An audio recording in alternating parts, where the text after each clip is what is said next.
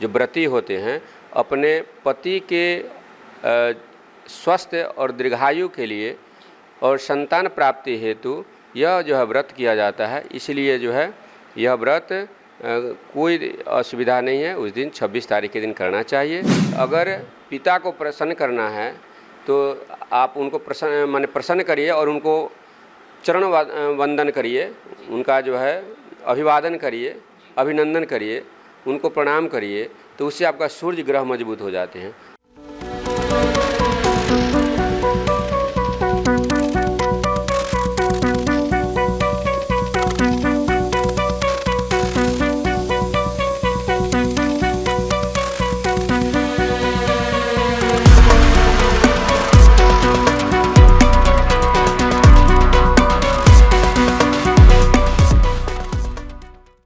नमस्कार, आपका first look Bihar में मैं स्वागत करती हूं। हम फर्स्ट लुक बिहार में देखते हैं खबरें जो जानना है ज़रूरी, और आज ज़रूरी है ये जानना कि आने वाले जो कुछ हमारे त्यौहार हैं वो किस समय में पड़ रहे हैं, क्या है उसकी सही तिथि, क्या होगा उसका सही समय, नहाए खाए का क्या वक्त होगा, क्या होगी पूजा विधि। और इन सारी तमाम जानकारियों के लिए हमारे साथ स्टूडियो में उपस्थित हैं डॉक्टर आचार्य रंजीत नारायण तिवारी जी। पंडित जी, आपका बहुत बहुत स्वागत है।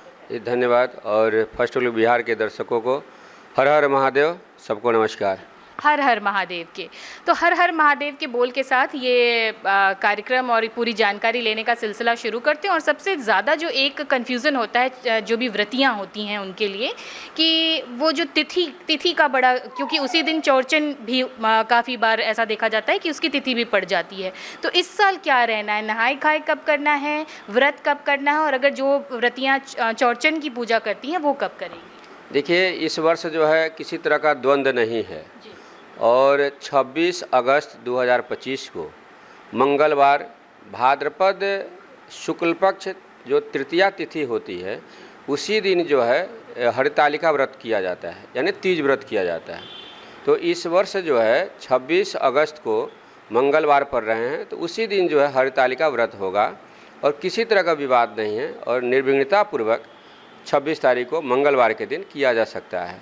और इसमें जो है नहा खाए जो है 25 तारीख को प्रातःकाल करना है, लहसुन प्याज का परित्याग करना है, लहसुन प्याज नहीं खाना है, और 26 तारीख को व्रत करना है।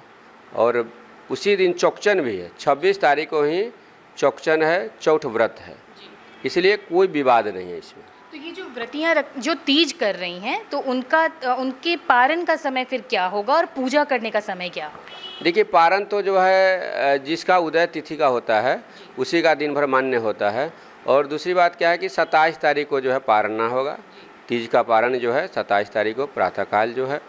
और चौकचन जो है संध्या काल में होता है, यह चंद्रमा का व्रत है, और संध्या काल जो है संध्या में तो ये 12:48 के बाद जो है चौठी हो जा रहा है 26 तारीख को।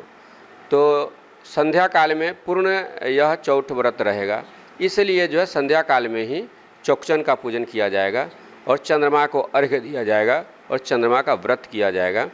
और तीज व्रत जो है 26 को ही है, इसलिए कोई विवाद ही नहीं है। जैसे आपने कहा कि दोपहर के बाद वो चौथी तिथि शुरू हो जाएगी, लेकिन कुछ परिवारों में तीज की पूजा भी संध्या वेला में की जाती है, तो वो महिलाओं के लिए भी उसी को उदया तिथि के हिसाब से माना जाएगा और उस दिन वो संध्या में पूजा कर सकती हैं? देखिए, तीज व्रत जो है प्रातः काल से लेकर के और रात्रि काल तक किया जा सकता है, इसमें कहीं से नहीं है। यह दिवा रात्रि किया जा सकता है, दिन रात किया जा सकता है, दिन में भी करें और संध्या काल में भी करें, कोई इसमें दिक्कत नहीं है, कोई असुविधा नहीं है। ये महादेव का पूजन है, महादेव और पार्वती शिव की पूजन है। और पार्वती जो है का आराधना करते हैं, महादेव का आराधना करते हैं। इसमें जो व्रती होते हैं अपने पति के स्वस्थ और दीर्घायु के लिए और संतान प्राप्ति हेतु यह जो है व्रत किया जाता है। इसलिए जो है यह व्रत कोई असुविधा नहीं है, उस दिन 26 तारीख के दिन करना चाहिए। और अपने पति के दीर्घायु हों, घर में सुख शांति हो, घर में लक्ष्मी कृपा हो, तो ये जो है शिव और पार्वती की उपासना से ही यह संभव है। और शिव की उपासना जो है कल्याण ही करता है। महादेव का पार्थिव महादेव बना करके, शिवलिंग बना करके, या मंदिर में जा कर के इसका कथा श्रवण करें, या घर में जो है शिवलिंग बना करके पुरोहित पंडित आचार्य को बुला करके जो उनके पुरोहित हैं वह बनावे पार्थिव और शिवलिंग बना करके जो है उनकी पूजन अर्चन करे। इसमें जो इस ऋतु में जो फल है, फूल है, प्रसाद है, उसको उपलब्ध करके और पूजन करे और भगवान का जो है आराधना करे और सुबह और शिव का जो है दर्शन करे, शिवलिंग पर जल अर्पण करे, दूध अर्पण करे, पंचामृत अर्पण करे, बिलपत्र, दुर्वा, भांग, धतूर इत्यादि अर्पण करे और इसका कथा श्रवण करे। यही विधान है इसका। कुछ महिलाओं का रहता है कि वो पारण करने से पहले चाहती हैं कि वो किसी पंडित को पहले भोजन करवाएं और फिर कई सारे परिवारों में ये परंपरा चलती है।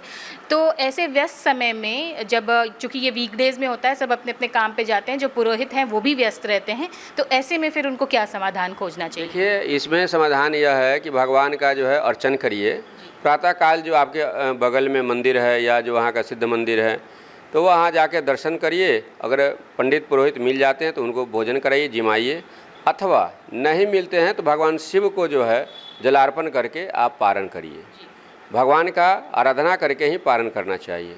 अपना पूजन पाठ जो दैनिक पूजन पाठ आदि है उसके पश्चात ही आपको पारण करना चाहिए और फिर महाराज जी अगर मिल जाए तो उनको भाई जिमाइए, उसमें कोई असुविधा नहीं है। अधिक से अधिकम फलम।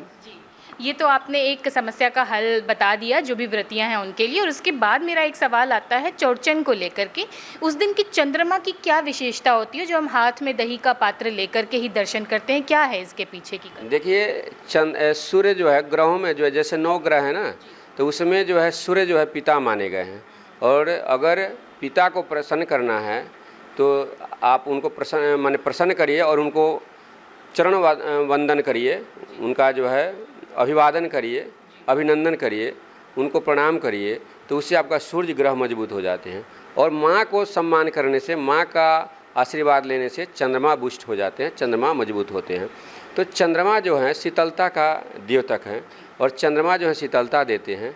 माँ जो हैं शांति का प्रतीक हैं और पिता जो हैं वह पालन के प्रतीक हैं, वह पालन करते हैं। इसलिए बच्चों को जो है माँ दोनों हाथ से पालती हैं और पिता जो है एक अंगुली पकड़ के पूरे शहर को घुमा देता है।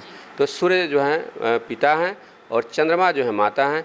इसलिए चंद्रमा की जो उपासना है संध्या काल में दही लेकर के और उनको दिखाना चाहिए और जो ओम चंद्राय नमः बोल करके भी अर्घ्य देना चाहिए, या चंद्रमा का जो वैदिक मंत्र है या जो पौराणिक मंत्र है उसको पढ़ करके, नहीं अगर आवे तो ओम चंद्राय नमः करके आप अर्घ्य दें और भगवान का उपासना करें। चंद्रमा का ये शीतलता का प्रतीक है और शीतलता प्रदान करते हैं। चंद्रमा जो है मन के प्रतीक हैं, मन को शांत रखते हैं।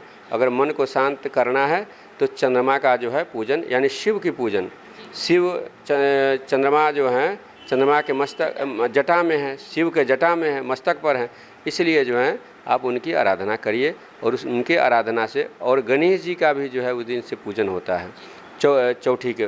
तो ये 27 तारीख से गणेश जी के, हाँ, गणेश चतुर्थी जो है 27 को होगा। इसलिए जो है गणेश जी की भी उपासना हो जाती है। भगवान शिव की उपासना करिए तो सभी देवी देवताओं का उपासना हो जाता है। महादेव का उपासना, उनका आराधना, उनका तपस्या, ये जो है भाव ही मिट सकहें त्रिपुरारी। और शिव जो हैं आपके हर अनिष्ट को मिटा सकते हैं, हर कष्ट को मिटा सकते हैं। इसलिए उनकी तपस्या, उनकी उपासना, उनकी अर्चना, ये जो है जीवन में अगर सुख, शांति, वैभव चाहिए तो शिव की आराधना करिए। और शिव और माता पार्वती की उपासना से सभी घर में सुख शांति मिलेंगे और घर में लक्ष्मी की वृद्धि होगी। साक्षात कुबेर जो है आपके घर में विराजमान रहेंगे।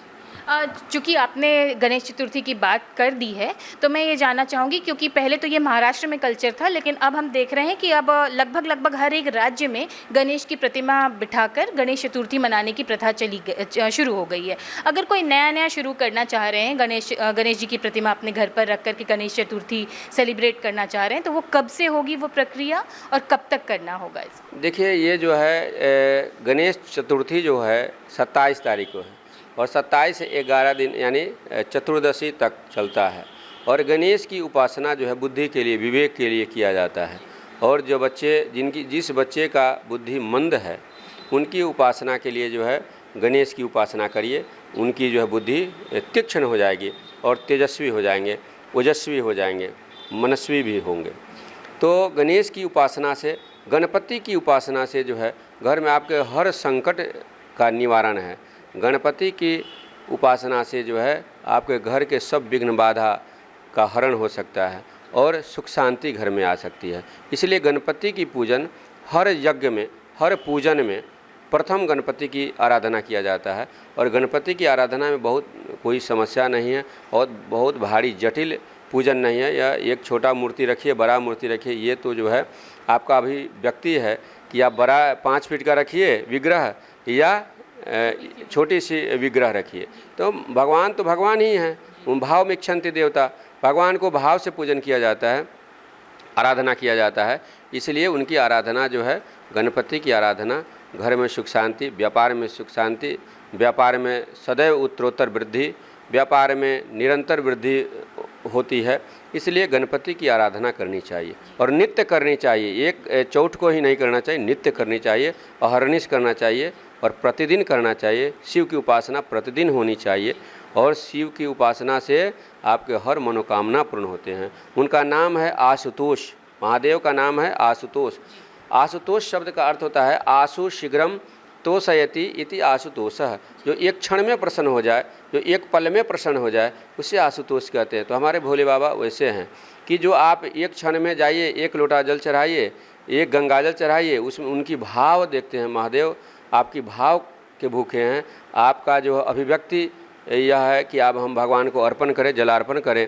वह जो है कुआं का जल हो या गंगाजल हो, भगवान को, शिव को जलधारा शिव प्रिय, जलधारा जो है शिव को अति प्रिय है। ये सारी बातें और जो आप पहले हमें बता रहे थे, सूर्य और चंद्रमा का हमारे माता पिता से किस तरह को अगर जो है वो हमारे भाव और हमारे मानसिक स्थिति सब चीज़ के लिए कितना इम्पॉर्टेंट है, तो उससे लगता है कि ये जो हमारा पूरा कल्चर है वो कितना ज़्यादा रिच है। जो आप बातें कह रहे थे उससे तो मेरा मन हो रहा था कि मैं आपसे बहुत लंबी बातें करूं, लेकिन अभी के लिए हम तीज और जो चौरचन और गणेश चतुर्थी है उसकी जानकारी के लिए जो आपने हमारे लिए समय निकाला, इसके लिए आपको बहुत बहुत धन्यवाद। धन्यवाद, बहुत बहुत धन्यवाद, नमस्कार। तो ये थे हमारे साथ आचार्य रंजीत नारायण तिवारी जी।